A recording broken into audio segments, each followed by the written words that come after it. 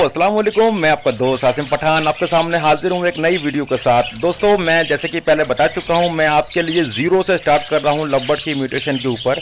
कहने को दोस्तों लोग बहुत आगे निकल चुके हैं, लेकिन जो हमारे साथ जो बजीज लवर हैं या फिर लवबर्ड की स्टार्टिंग कर रहे हैं, जो लवबर्ड रखना चाह रहे हैं, उनके लिए मैं ज़ीरो से स्टार्ट कर रहा हूँ ताकि उनको मैं एक एक चीज़ समझा सकूँ कि लवबर्ड की म्यूटेशन है क्या, लवबर्ड में इनो ब्लड क्या होता है, स्प्लिट ब्लू क्या होता है, इनो क्या होता है, फिशरीज क्या होती हैं, पारब्लू क्या होता है, ऑफलाइन क्या होता है, इनकी पहचान क्या है। तो जो भी चीज़ें हैं वो सारी चीज़ें सिखाऊंगा। जैसे दोस्तों आप देखते हैं कि कुछ कोचिंग सेंटर्स में आप लोग ज्वाइन होते हैं तो कोचिंग में आप लेट हो जाते हैं 1-2 महीना, और कोचिंग के सारे स्टूडेंट आगे निकल जाते हैं। तो उनके लिए एक्स्ट्रा क्लास लगाई जाती है ताकि वो लोग अपने सिलेबस को कवर कर सकें। लेकिन दोस्तों यहाँ पर एक्स्ट्रा क्लास की ज़रूरत नहीं है, यहाँ पर कोचिंग ही लेट शुरू हो रही है आपके लिए, तो आपके लिए बेनिफिट है। तो आप हमारी सारी वीडियो के साथ 1 बाय 1 लगे रहें, जितनी भी वीडियो आए सबको गौर से देखें, समझें और अपने म्यूटेशन पे वर्क करें। दोस्तों आप घर बैठे बैठे भी महंगी चीज़ खरीदे बिना भी सस्ती चीज़ से काम चलाकर महंगी चीज़ को ईजाद कर सकते हैं। ठीक है, यानी कि सस्ते बर्ड से महंगे बर्ड कैसे बनाएं, वो सारी चीज़ें भी मैं दोस्तों आपको 1 बाय 1 हर वीडियो में लेकर चलूँगा।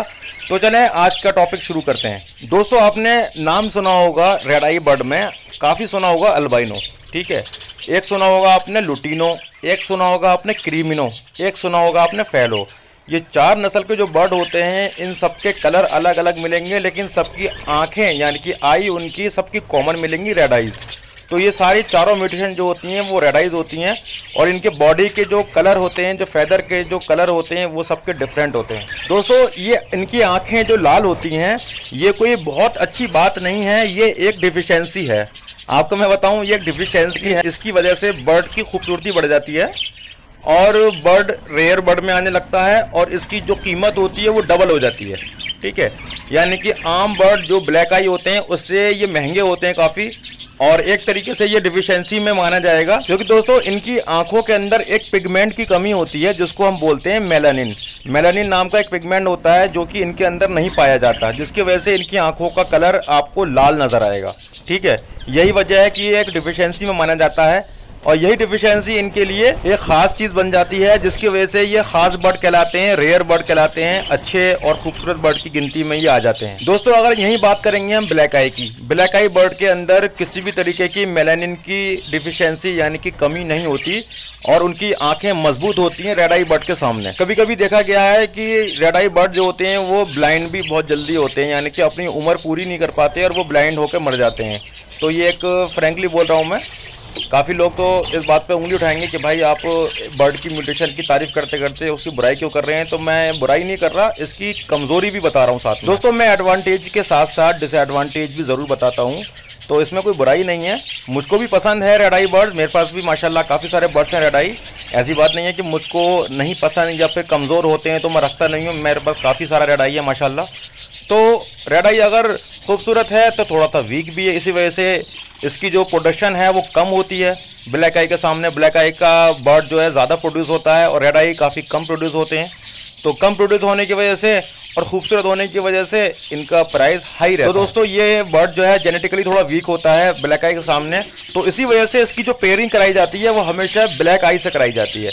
और ब्लैक आई जब भी होता है वो स्प्लिट होता है इनो का, यानी कि उसके अंदर इनो ब्लड मौजूद होता है कहीं ना कहीं। इसी वजह से ब्लैक आई से रेड आई की पेयरिंग करा के बच्चे प्रोड्यूस कराए जाते हैं, ताकि कहीं ना कहीं बच्चों में जान पड़े और उनके जो एग्स हैं उनकी फर्टिलिटी में जान पड़े, और आगे जो बच्चे प्रोड्यूस हों वो थोड़े से हेल्दी और ब्लड लाइन थोड़ा उनका स्ट्रॉन्ग रहे। तो दोस्तों आपको पता ही है ब्लैक आई जो बर्ड होते हैं उनकी ब्लड लाइन स्ट्रॉन्ग होती है और रेड आई की थोड़ी वीक होती है। तो ब्लैक आई को रेड आई के साथ जब पेयरिंग कराई जाती है तो बच्चे थोड़े अच्छे प्रोड्यूस हो जाते हैं और उनके सर्वाइवल रेशियो जो होता है वो बढ़ जाता है। दोस्तों एक तरफ आप पेयर लगाइए रेड आई इंटू रेड आई, ठीक है, और दूसरी तरफ पेयर लगाइए रेड आई इंटू स्प्लिट इनो का जो ब्लैक आई होता है।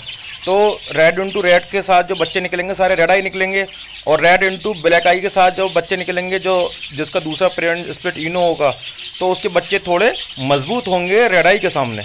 ठीक है, रेड आई बच्चे उसके भी निकलेंगे, रेड आई बच्चे उसके भी निकलेंगे, दोनों पेयर के बच्चे रेड आई निकलेंगे।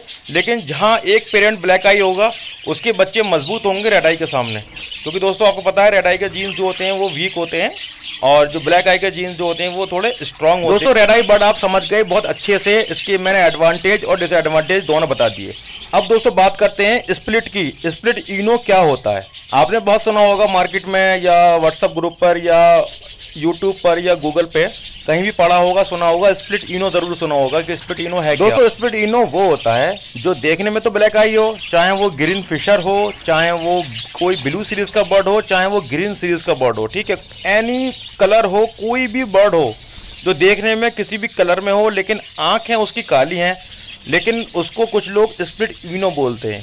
दोस्तों स्प्लिट इनो इस वजह से बोला जाता है जो उस बर्ड के जो पेरेंट्स हैं जिसमें एक पेरेंट ब्लैक आई हो और एक रेड आई हो, तो वो जो बच्चा होगा वो स्प्लिट इनो कहलाएगा, क्योंकि उसके पेरेंट्स में एक का ब्लड रेड आई था, ठीक है, यानी कि उसके मेल फीमेल जो पेरेंट्स थे उसमें से एक रेड आई था, तो उसके बच्चे क्या कहलाएंगे? स्प्लिट इनो। स्प्लिट इनो दोस्तों ग्रीन फिशर भी हो सकता है, कोई डैग बर्ड भी हो सकता है, यानी कि डार्क आई क्लियर बॉडी में जो बिल्कुल क्लियर बॉडी के जो बर्ड होते हैं, जैसे कि इसमें आपको नजर आ रहे होंगे ब्लैक आई हैं, तो आपको इसके अंदर ब्लैक आई बर्ड भी नजर आ रहे हैं, लेकिन वो स्प्लिट इनो है, यानी कि उनके पेरेंट्स जो हैं वो रेड आई, उनमें एक पेरेंट ज़रूर था, तभी इनको स्प्लिट इनो बोला जा रहा है।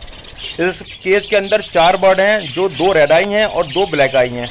इसमें जो 2 ब्लैक आई हैं वो स्प्लिट इनो है, ठीक है। स्प्लिट इनो मैं इसलिए बोल रहा हूँ क्योंकि इनके पेरेंट्स में एक रेड आई था, एक ब्लैक आई था, तो इनके बच्चे कुछ रेड आई निकले, कुछ ब्लैक आई निकले।